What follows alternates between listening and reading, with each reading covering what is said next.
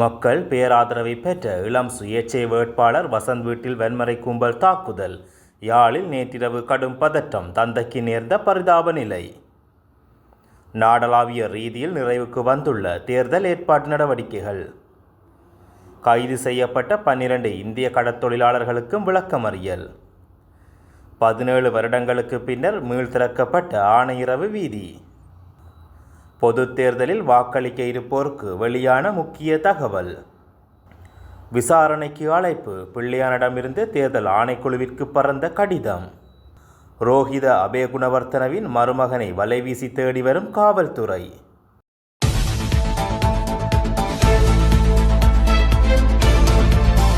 யாழ்ப்பாணத்தில் சுயேட்சையாக போட்டியிடும் புவனேஸ்வரன் வசந்தராஜின் வீட்டினுள் வன்முறை கும்பலொன்று அத்துமீறி நுழைந்து நடாத்திய தாக்குதலில் அவரின் தந்தை காயமடைந்துள்ளார். குறித்த தாக்குதல் சம்பவம் நேற்றைய தினம் மாலை இடம்பெற்றுள்ளது.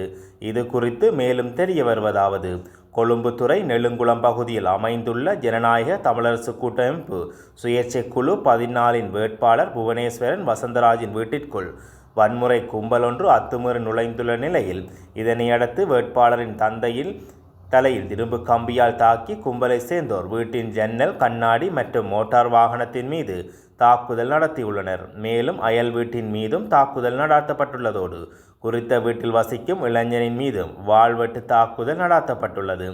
இந்த நிலையில் சம்பவ இடத்திற்கு விரைந்த விசேட அதிரடிப்படையினர் மற்றும் யாழ்ப்பாண போலீசார் மேலதிக விசாரணைகளை முன்னெடுத்துள்ளதாக தெரிவிக்கப்பட்டுள்ளது. நாளைய தினம் நடைபெறவுள்ள நாடாளுமன்ற தேர்தலுக்கான ஏற்பாட்டு நடவடிக்கைகள் அனைத்தும் நிறைவு வந்துள்ளன.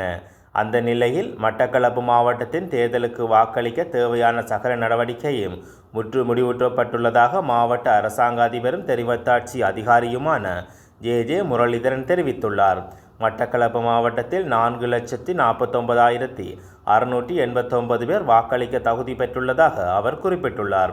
இந்த தேர்தலில் கடமைக்கு 6,750 பேர் ஈடுபட உள்ளதுடன் 442 வாக்களிப்பு நிலையங்கள் அமைக்கப்பட்டுள்ளதுடன் வாக்கெண்ணும் நிலையமாக மட்டக்களப்பு இந்து கல்லூரி இடம்பெறும்.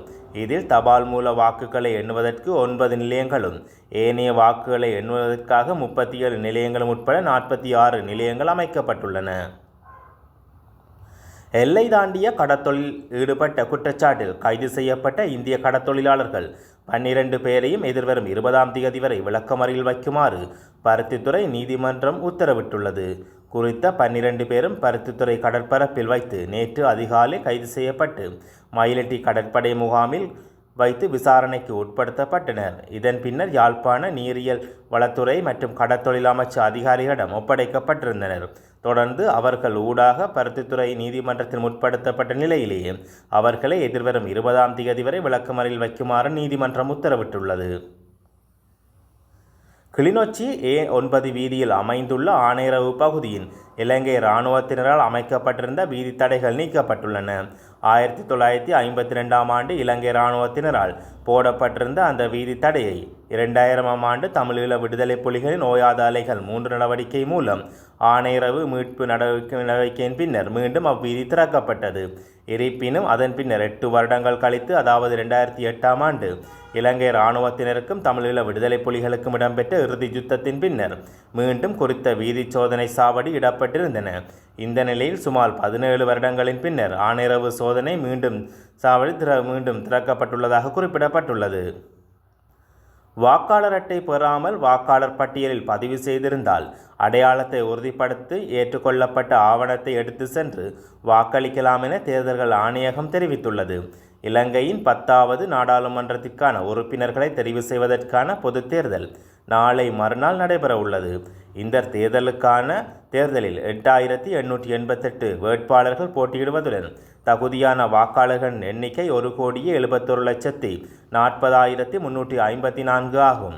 இந்த நிலையில் இதுவரையிலும் வாக்காளர் அட்டையை பெறாதவர்களுக்கு பின்வரும் ஆவணங்களை பயன்படுத்தி கொள்ளலாம்: தேசிய அடையாள அட்டை, செல்லுபடியாகும் கடவுச்சீட்டு, செல்லுபடியாகும் ஓட்டுநர் உரிமம், அரசு சேவை ஓய்வூதிய அடையாள அட்டை, வயது வந்தோர் அடையாள அட்டை, தேசிய அடையாள அட்டை, தகவலை உறுதிப்படுத்தும் கடிதம், மாற்றுத்திறனாளிகளுக்கு தேர்தல் ஆணையகத்தால் வழங்கப்படும் தற்காலிக அடையாள அட்டை, ஏனைய நபர்களுக்கு தேர்தல் ஆணையத்தால் வழங்கப்படும் தற்காலிக அடையாள அட்டை, கண்காணிப்பாளர்களுக்கும் இதேவேளை பொதுத் தேர்தலில் பாதுகாப்பு கடமைகளில் ஈடுபடுத்தப்பட்ட காவல்துறையினர் உத்தியோகத்தர்களின் எண்ணிக்கை 64,000 ஆகும். மேலும் 2004ஆம் ஆண்டு தேர்தலில் வாக்குப்பதிவை கண்காணிக்க உள்நாட்டு மற்றும் வெளிநாடுகளிலிருந்தும் பார்வையாளர்களும் இணைந்துள்ளமை குறிப்பிடத்தக்கது. உயிர்த்த ஞாயிறு தாக்குதலின் சனல் 4 காணொலி வெளியீடு தொடர்பாக குற்றப் புலனாய்வுத்துறையினரால் விடுக்கப்பட்ட அழைப்பு குறித்து கிழக்கு மாகாண முன்னாள் முதலமைச்சர் பிள்ளையான் என அழைக்கப்படும் சிவனேசதுரை சந்திரகாந்தன் தேர்தல்கள் ஆணைக்குழுவிற்கு கடிதம் ஒன்றை அனுப்பியுள்ளார். குறித்த கடிதமானது இன்று சிவனேசதுரை சந்திரகாந்தனால் தேர்தல் ஆணைக்குழுவிற்கு அனுப்பப்பட்டுள்ளது. இலங்கையில் 2019ஆம் ஆண்டு உயிர்த்த ஞாயிறு தாக்குதல் நடத்தப்பட்டமை தொடர்பாக கடந்த ஆண்டு சனல் 4 ஆவணப்படத்தில் குறிப்பிடப்பட்ட குற்றச்சாட்டுகள் குறித்து குற்றப்புலனாய்வுத்துறை CID விசாரணையை தொடங்கியுள்ளது. பிரித்தானிய சேனலுக்கு ஆசாத் மௌலானா வழங்கிய அறிக்கை குறிப்பிடப்பட்டு பொது பாதுகாப்பு அமைச்சில் பாதுகாப்பு அமைப்பு ஒன்று தாக்கல் செய்த முறைப்பாட்டை தொடர்ந்து இந்த விசாரணை ஆரம்பிக்கப்பட்டுள்ளது. ஆவணப்படத்தின் கூற்றுக்கள் தொடர்பில் வாக்குமூலம் வழங்க சிவனேஸ்வரை சந்திரகாந்தன் இன்றைய தினம் குற்ற புலனாய்வு பிரிவுக்கு அழைக்கப்பட்டிருந்தார். குறித்த விடயத்தை காவல்துறை ஊடாக பேச்சாளர் பிரதி காவல்துறை போலீஸ் அதிபர் நிகால் தல்துவ உறுதிப்படுத்தியிருந்த நிலையில் இன்று மதியம் 12 குற்றப்புலனாய்வு திணைக்களத்திற்கு தன்னால் சமூகம் அளிக்க முடியாமை தொடர்பிலும் அதற்கான காரணம் குறித்து மேற்படி கடிதத்தை சிவனேஸ்வரை சந்திரகாந்தனால் அனுப்பப்பட்டுள்ளமை குறிப்பிடத்தக்கது. முன்னாள் துறைமுகங்கள் மற்றும் கப்பல் துறை அமைச்சர் ரோஹித அபேகுணவர்த்தனவின் மருமகன் என கூறப்படும் கார் வியாபாரி ஒருவரை கண்டி குற்ற புலனாய்வு பிரிவினர் கைது செய்து விசாரணைகளை ஆரம்பித்துள்ளனர். சட்டவிரோதமாக ஒன்றிணைக்கப்பட்ட BMW கார் மற்றும் பதிவு இலக்கம் இல்லாத மிட்சுபிசி ரக ஜீப் ஒன்றையும் வைத்திருந்த குற்றச்சாட்டில் குறித்த நபர் கைது செய்யப்பட்டுள்ளதாக தெரிவிக்கப்படுகின்றது. சந்தேக நபரை கைது செய்வதற்காக அணிவத்தையில் உள்ள அவரது வீட்டிற்கு காவல்துறை பல தடவைகள் சென்றதாகவும் ஆனால் அவர் வீட்டில் இல்லை எனவும் காவல்துறையினர் தெரிவித்துள்ளனர். சம்பவம் தொடர்பில் கண்டி நீதிமன்றத்தின் அறிக்கை சமர்ப்பித்துள்ள நிலையில் அவருக்கு எதிராக விமான பயண தடை மற்றும் காவல்துறையினர் நேற்று பெற்றுக்கொள்ளப்பட்ட நடவடிக்கையை எடுத்துள்ளனர். கைப்பற்றப்பட்ட 2 வாகனங்கள் தொடர்பான நிபுணர் அறிக்கைகளை அவரது வீட்டில் வைத்து பெற்றுக்கொண்டதன் பின்னர் குறித்த BMW ரக கார் ஒன்றினை தயார் செய்துள்ளமை உறுதி செய்யப்பட்டுள்ளது. அத்தோடு ஜீப்பின் பதிவிலக்கம் அளிக்கப்பட்டுள்ளதால் அரசுக்கு சொந்தமானதா அல்லது என்ற சந்தேகம் எழுந்துள்ளதாக காவல்துறையினர் தெரிவித்துள்ளனர். இந்த 2 வாகனங்களுக்கும் 6 கோடி ரூபாய்க்கு மேல் பெறுமதியானவை என்றும் கடந்த 20ஆம் தேதி 1997 என்ற இலக்கங்கள் கிடைத்துள்ளதாகவும் அழைப்பின் பிரகாரம் இவை கைப்பற்றப்பட்டுள்ளதாகவும் கூறப்பட்டுள்ளது.